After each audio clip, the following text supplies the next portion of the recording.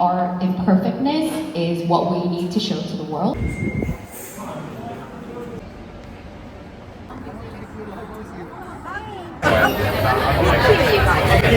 to E, A to E, A to G.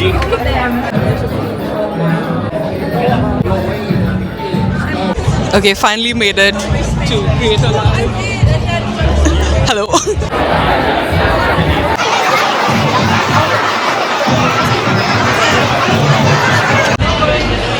Oh my god. Wow.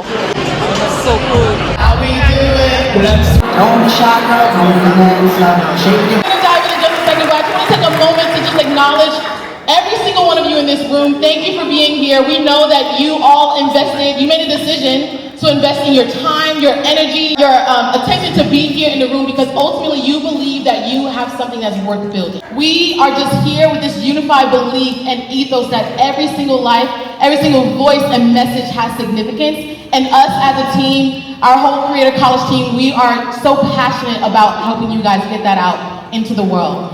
But you're gonna hear from all types of creators, founders, entrepreneurs, and industry experts who have built incredible things that we're all gonna draw inspiration from today. I made a quiet promise to myself. One day I would be the one to change things for my family. Welcome to the stage, Jun Yuh!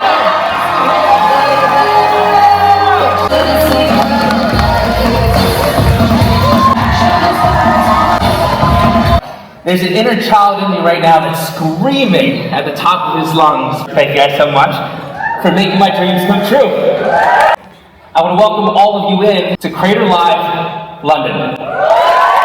It's beautiful because I've had this one mission. I don't care what walk or stage of life you're coming in from. With AI, humanity is the one thing that will stand us apart. That hesitation you feel when you're crafting content, you can't get your words out, when you're doing one of these videos of like, hi, welcome to the channel.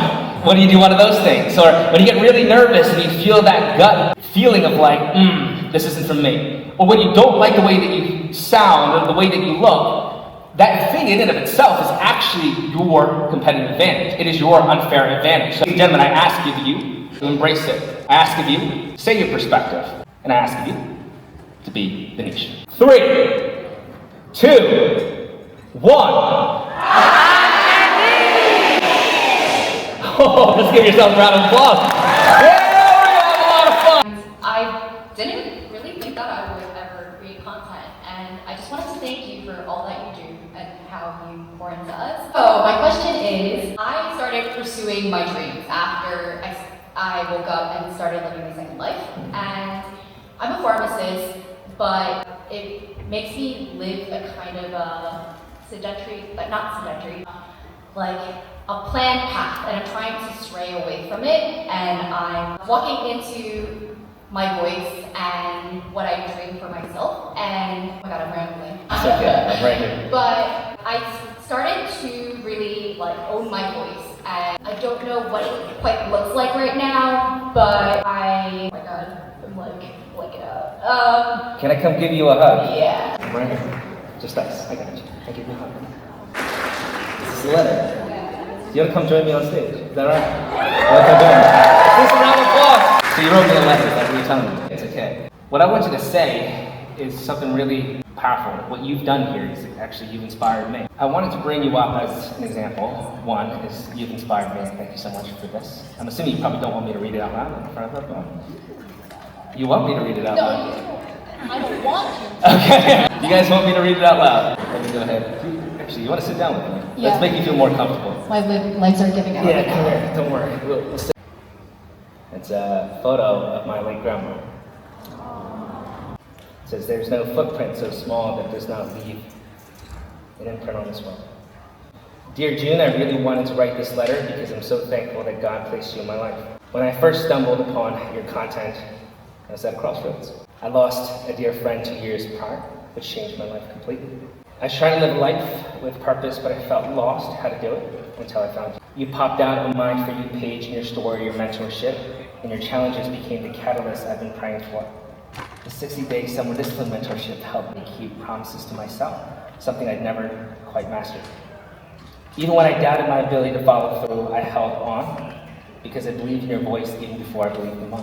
And then as I walked this path, your emphasis on loving the process not just the outcome transform me. I began to cherish each step. Your cohort became a turning point, and I finally found my voice. Now I'm using that voice to help others live fully, as I've learned to do. I thank you from the bottom of my heart for always giving your all, even though your own hard times. I'm so grateful that you were placed in my path. Thank you for changing my life, helping me find my voice. With endless gratitude, Veronica. Oh man, you're making this really hard, aren't you? I must just lead a few more hours of this. Well, thank you from the very bottom of my heart. And there's something that connects you and I in this moment. And I think it's the reason why all of us are here. I think oftentimes we get lost in the metrics, the vanity ones, right? The views, the followers, the likes. It's this. It's the humanity that's inside. If I actually looked in this card, right in the middle, it reads the words, "You are the niche." Content creation, yes, is a skill. It's something that you do. But man, is it the greatest blessing in the world because I get a chance to meet people like you. What you've done here in this moment, you actually came quite nervous. Right here in this moment, I just want you to look up and just own it. Who in here is feeling something inside of you? Start someone saying that crying. Keep those hands raised up so that Pharaoh can see, Ron can see.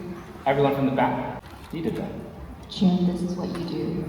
You inspire all of us. And we're spreading that light because of you, because you're finding our voice. And I can't wait till, well, I'm owning my voice now, and I can't wait till, spread the light that my friend gave me, you gave me, and everyone in my life is giving me, and the light is just going to continue spreading around us. Let's use this as day one. Right now, you have the room. All these people in here want to do the thing that you were uncomfortable doing, but you ultimately just did. Right now, you found your voice. I know a lot of people in this room are very terrified and nervous. It's normal. What would you tell them as a good first step, or anything that you have inside of you that would encourage them to take that next step and find a voice? I know we're all scared, but we all have a specific story, and our story is so powerful, and our story is so unique, and there is no one like us.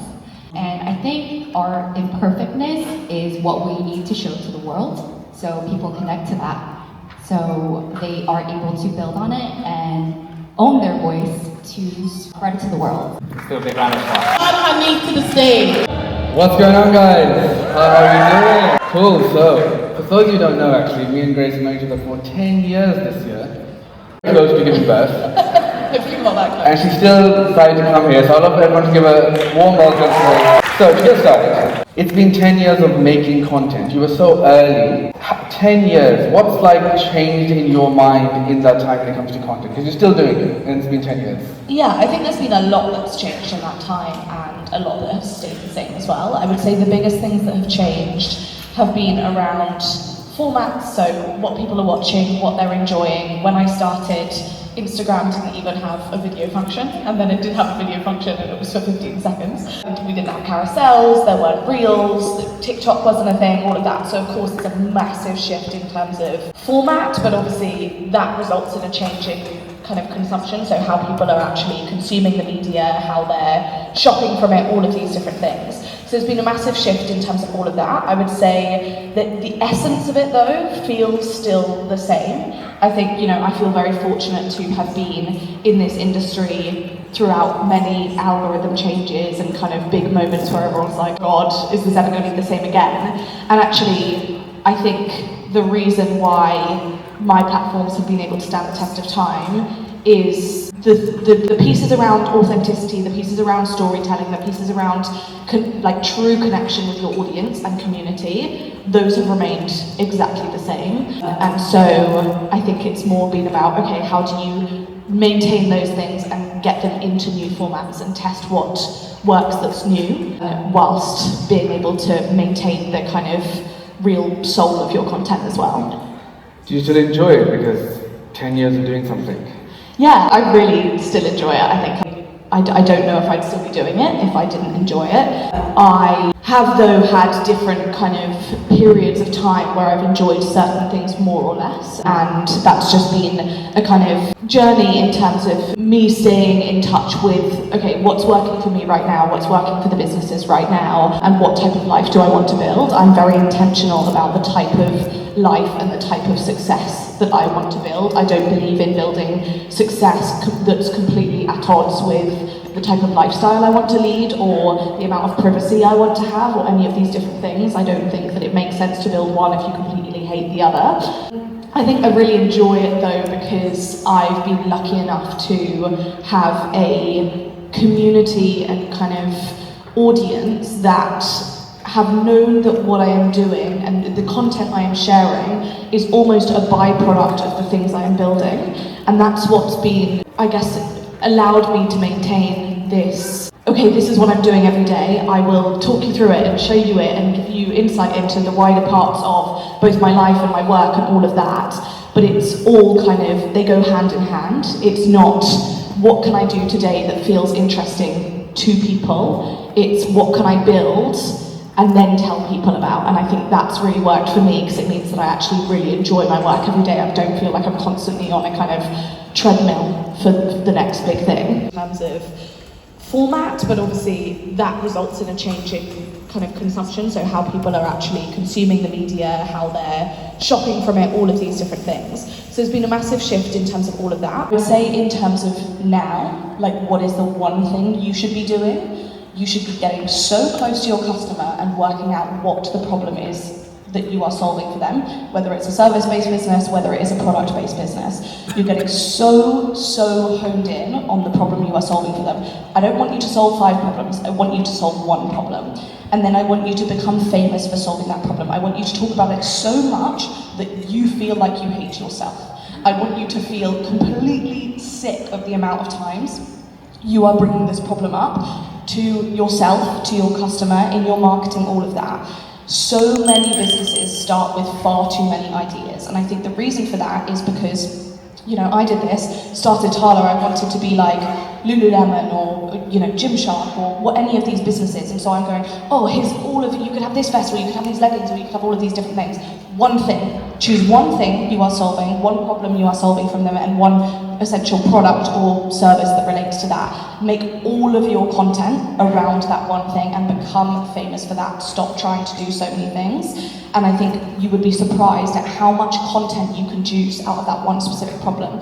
And then I would spend so much time building the business that actually all of your content becomes very easy to make, because all you are doing, you don't even need to think of ideas. You're talking about what you've done that day. You're talking about the fires you fought that day. You're talking about the revenue you've made that day. You're talking about all of these different things. You are essentially, your content is a byproduct of almost how you FaceTime your friend at the end of the day.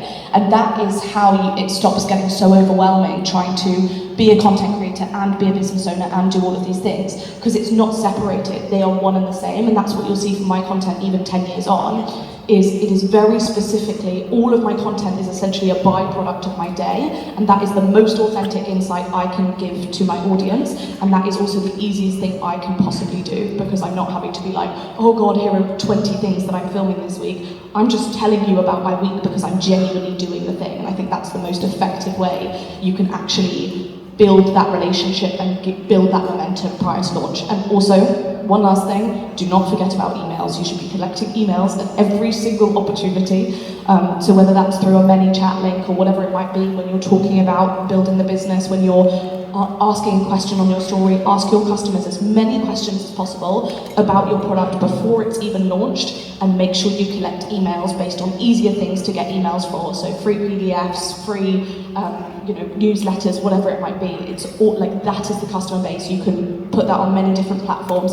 You will always own that customer email, and it is the amount of money spent per email versus per social post is massive.